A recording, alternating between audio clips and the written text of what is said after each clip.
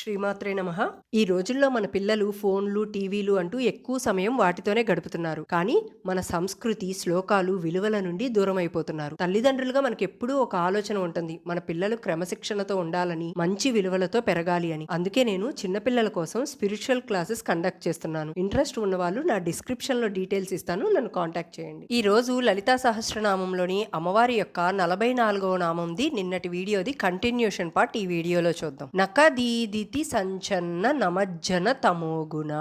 యోగ శాస్త్ర పరంగా కూడా ఈ భావాన్ని లోతుగా అర్థం చేసుకుంటే ఇది కేవలం ఒక రూపం మాత్రమే కాదు. చూడండి, మన శరీరం, ప్రాణశక్తి, చైతన్యం ఎలా పనిచేస్తాయో చెప్పే ఒక గొప్ప రహస్యం అన్నమాట ఇది. మన శరీరంలో షట్చక్రాలు ఉంటాయి కదా, అవి ఏంటి అంటే మూలాధార, స్వాదిష్టాన, మణిపూర, అనాహత, విశుద్ధి, ఆజ్ఞ.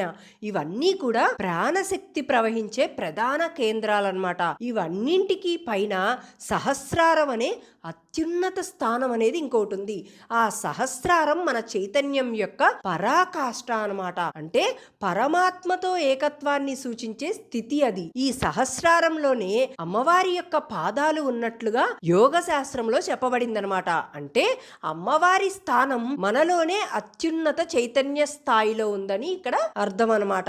ఇప్పుడు అమ్మవారి పాదాల నుండి కురిసే అమృత కిరణాలు అనేవి భౌతిక కాంతి కాదనమాట. అవి ప్రాణశక్తి, చైతన్య శక్తి, జ్ఞానశక్తి. ఇవి సహస్రారం నుండి కిందకు ప్రవహించే షట్చక్రాలన్నింటినీ కూడా స్పృశిస్తాయన్నమాట. ఈ కిరణాలు మొత్తం 3 విధాలుగా విభజించబడ్డాయి. ఏంటవి అంటే అగ్ని, సూర్య, చంద్ర సంబంధిత కిరణాలు. అగ్ని సంబంధించినవి 108, సూర్య సంబంధించినవి 116, చంద్రుడికి సంబంధించినవి 136 అన్నమాట. అలా మొత్తం 360 కిరణాలు. చూడండి, ఇక్కడ గమనించినట్లయితే ఈ సంఖ్యలన్నీ కూడా యాదృచ్ఛికంగా కాదు. అగ్ని కిరణాలు మనలోని శక్తి, క్రియాశీలత, రూపాంతరాన్ని సూచిస్తాయి. ఇవి మన శరీరంలోని జీర్ణశక్తి, తేజస్సు, చురుకుదనానికి సంబంధించినవి అన్నమాట. అలానే సూర్యకిరణాలు మనలోని చైతన్యం, స్పష్టత, అవగాహనకు ప్రతీక. ఇవి మన బుద్ధి, నిర్ణయాశక్తిని, దృష్టిని ప్రకాశవంతంగా చేస్తాయి. అలానే చంద్రకిరణాలు కూడా మనలోని శాంతి, చల్లదనం, భావోద్వేగాల సమతుల్యతను సూచిస్తుంటాయి. ఇవి మన మనసుకు ప్రశాంతతను ఇస్తూ ఉంటాయి. ఈ 3 శక్తులు కలిసి మన జీవితాన్ని సమతుల్యంగా నడిపిస్తాయి. ఇలా మొత్తం 360 కిరణాలు అంటే కాలచక్రానికి కూడా సంకేతం. అందుకే చూడండి, 360 రోజులు అంటే ఒక సంవత్సరాన్ని సూచిస్తున్నాయి. ఇక్కడ మీ అందరికీ కూడా ఒక సందేహం వస్తుంది, 360 రోజులు ఒక సంవత్సరం ఏంటి అని. పాతకాలంలో ముఖ్యంగా వేదాలలో ఒక్క సంవత్సరాన్ని 360 రోజులుగా పరిగణించే వాళ్ళనమాట. ఎందుకంటే ఇది పూర్తి చక్రాన్ని సూచిస్తుంది. ఉదాహరణకి ఒక సర్కిల్ ని కానీ తీసుకుంటే 360 డిగ్రీలు ఉంటుంది. అంటే అది పూర్తిగా పూర్తయింది అని ఇక్కడ అర్థం అనమాట. అదేవిధంగా 360 రోజులు అంటే ఒక సంపూర్ణ కాలచక్రం అని భావించే వాళ్ళనమాట. ఇక్కడ ఇంకొక అద్భుతమైన విషయం కూడా చెప్పారు.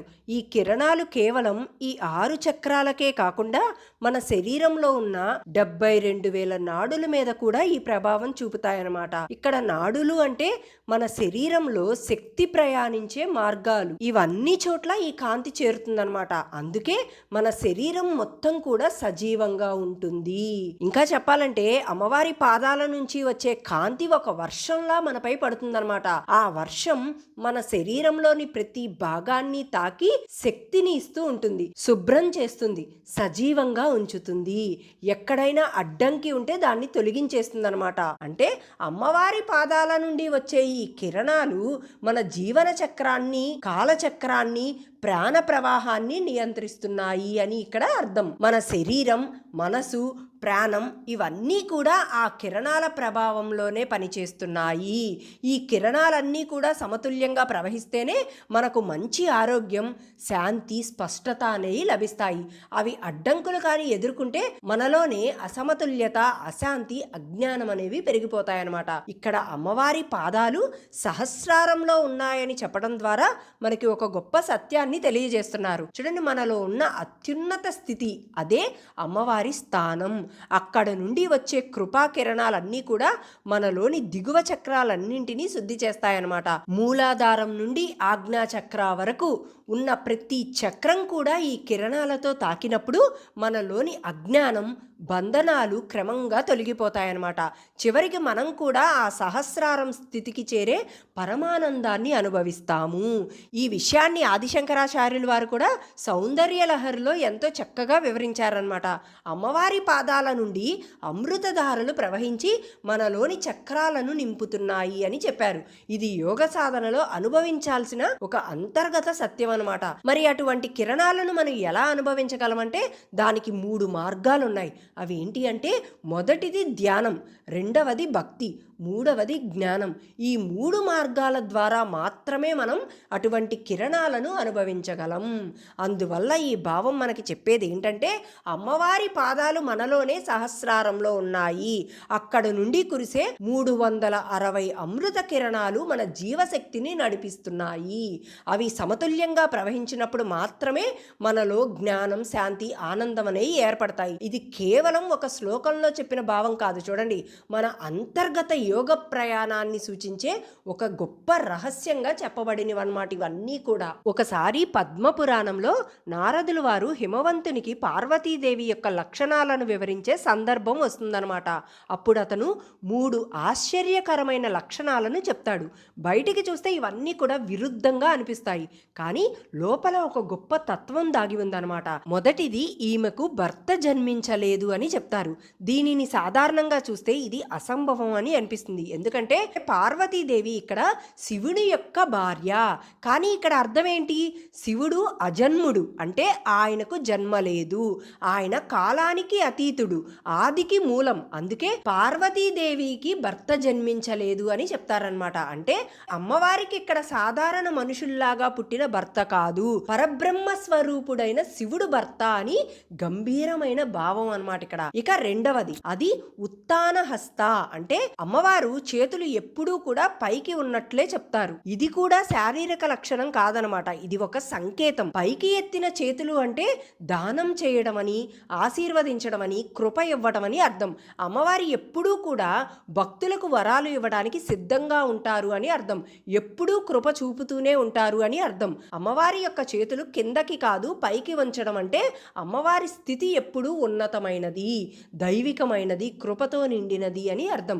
ఇక మూడవది, స్వచ్ఛాయ వ్యభిచారం అనమాట. అంటే అమ్మవారి యొక్క పాదాలు వ్యభిచరిస్తాయి అని చెప్పడం అంటే ఇక్కడ అర్థం ఏంటంటే, ఇది వినడానికి చాలా విచిత్రంగా, తప్పుగా అనిపిస్తుంది. కానీ ఇక్కడ వ్యభిచారం అంటే ఏదో మనందరికీ తెలిసిన తప్పుడు అర్థం కాదు. ఇక్కడ వ్యభిచారం అంటే ఎక్కడికక్కడ తిరగటం అని, పరిమితి లేకుండా విస్తరించడం అనే భావం అన్నమాట. ఇక స్వచ్ఛాయ అంటే అమ్మవారి యొక్క స్వరూపం, అమ్మవారి యొక్క శక్తి. అంటే అమ్మవారి పాదాలు ఒకే చోట ఉండవు, ఆమె శక్తి అంతటా విస్తరించి ఉంటుంది.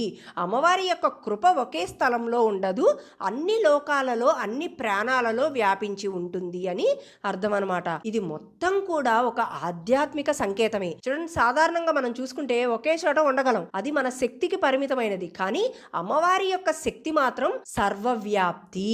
అంటే అమ్మ పాదాలు అంటే ఆ శక్తి ఎక్కడైనా ఉండగలవని, ఎక్కడైనా చేరగలవని అర్థం. అందుకే ఇక్కడ వ్యభిచారం అనే పదాన్ని ఇక్కడ వాడారు.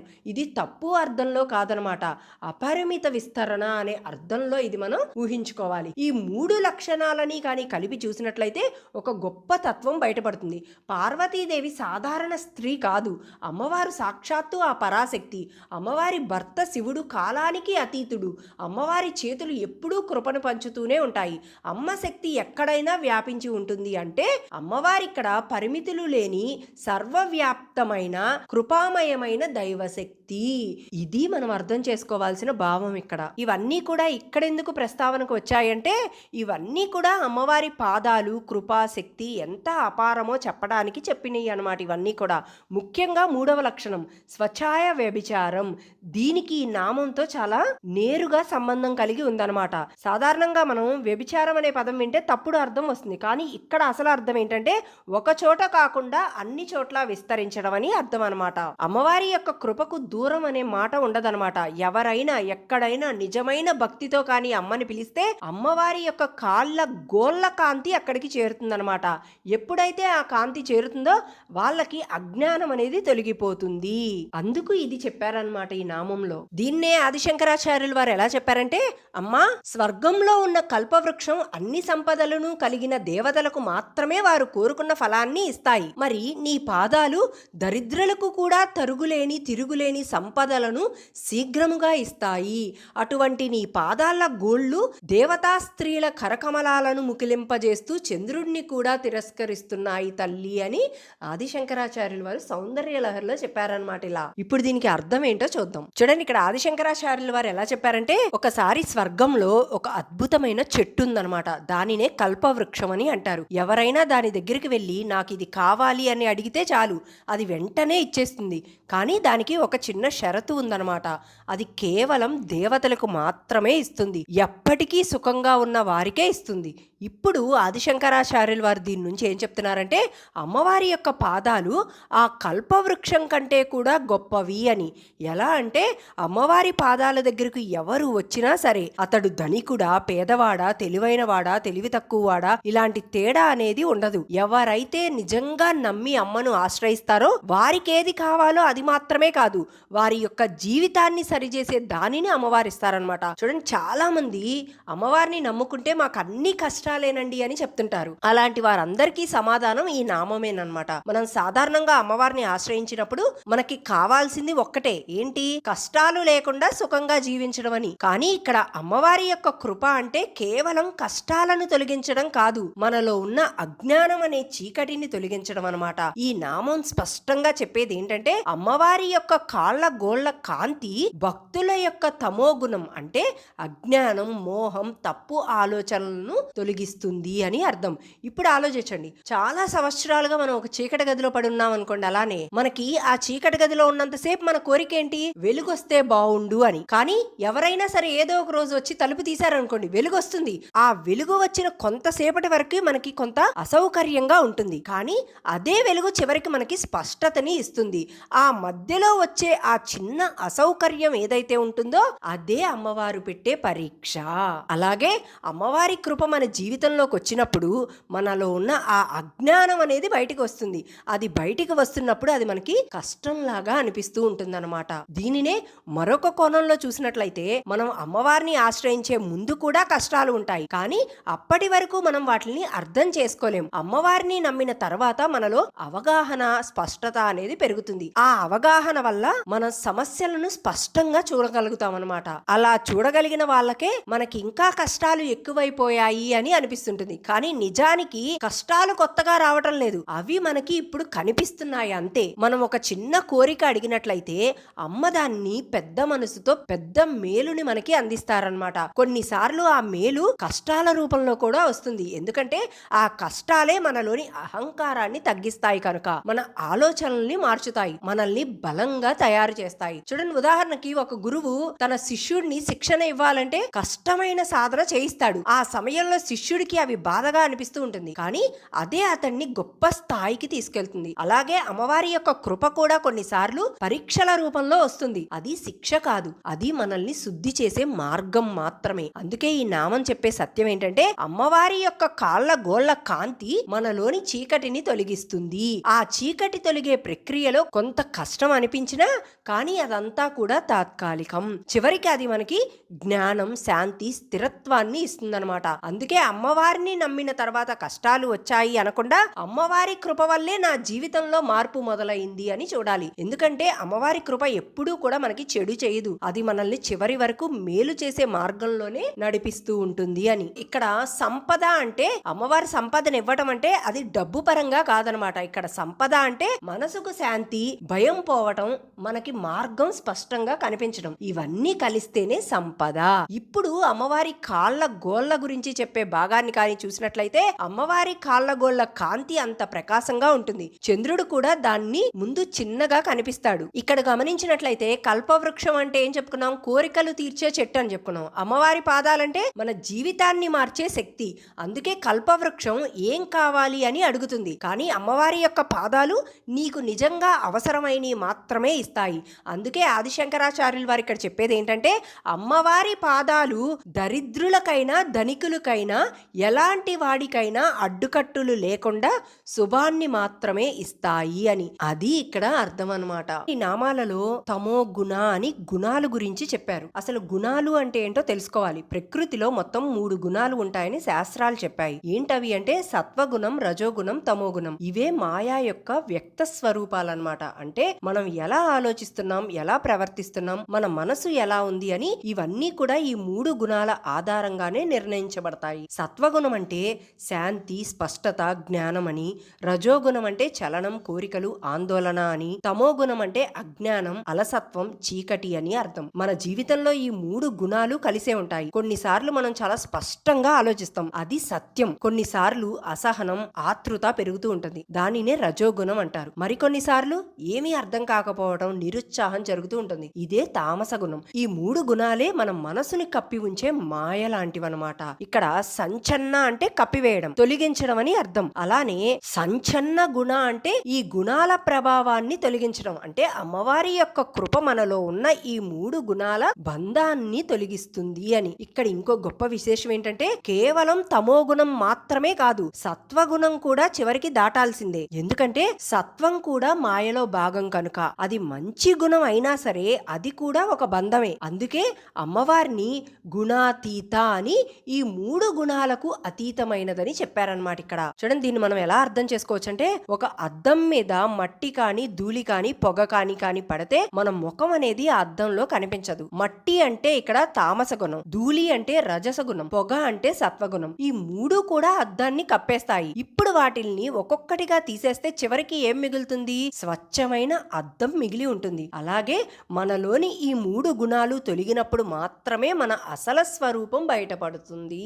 దానినే ఇక్కడ బ్రహ్మం అన్నారు. అంటే పరమ సత్యం అని. ఎప్పటి నుంచో మనలోనే ఉంది అది, కానీ ఈ గుణాల వల్ల అది కప్పబడి ఉంటుంది. అందుకే మనం నేను, నాది, నా శరీరం, నా మనసు అని అనుకుంటూ ఉంటాం. ఇదంతా కూడా ఎందుకు అనుకుంటాం అంటే గుణాల ప్రభావం. కానీ ఈ గుణాలు తొలగినప్పుడు మనకి తెలిసేది ఏంటంటే, నేను ఈ శరీరం కాదు, నేను ఈ మనస్సు కాదు.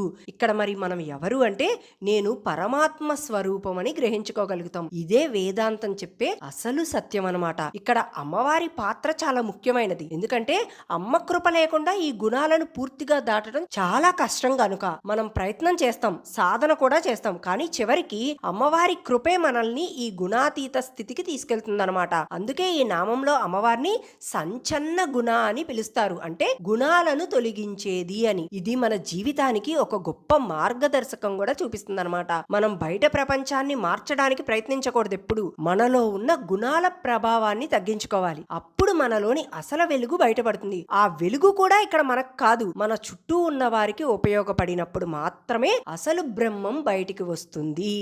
ఏం చెప్తున్నారు అసలు ఇక్కడ అంతా అంటే, చూడండి, గుణాలు అనేది మనలో ఉంటే మాయ కూడా ఉంటుంది.